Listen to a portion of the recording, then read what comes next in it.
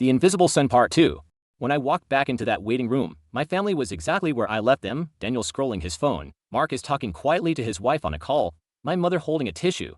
Staring at the floor, I sat down and said simply, "It is taken care of." Daniel looked up slowly. "What do you mean taken care of?" "The surgery, the costs, all of it. Do not worry about it." Marcus looked at Daniel, then at me, then actually laughed out loud. "Ryan, come on. This is not the time for jokes. This is serious." I did not say anything back. 15 minutes later, Dr. Haroon walked into the waiting room, cardiothoracic surgeon, 15 years at that hospital. He scanned the room, found my face immediately, and walked directly towards me with his hand already extended. "Ryan, I had no idea this was your father. I would have called you personally. I am so sorry you are going through this." My mother stopped crying mid-breath. Daniel stood up slowly from his chair. "Doctor."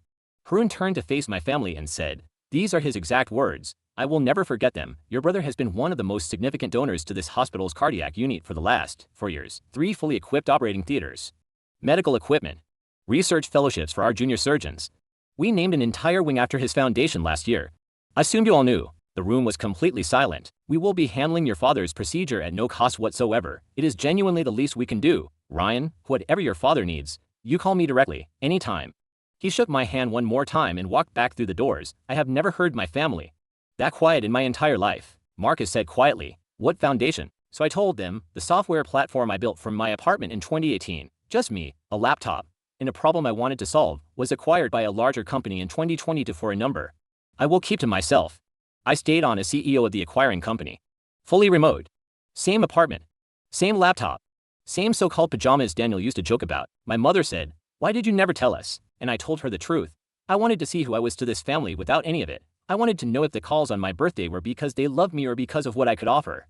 I wanted to know if any of it was ever real. The silence that followed that sentence told me more than any answer could. Daniel sat back down and did not say a word for 2 hours. After my father came out of surgery successfully.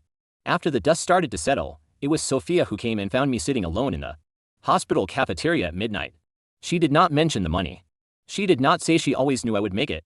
She just sat across from me, put a coffee down in front of me, and asked, "Are you okay?" 26 years. She was the only one who kept asking that question.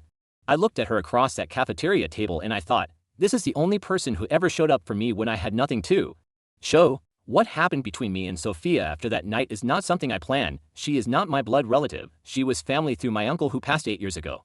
We are both grown adults who found something real in each other after a very long time of both being a little lost. The family found out at my father's recovery dinner 2 weeks later. That reaction is a whole separate story. Comment part 3 if you want it.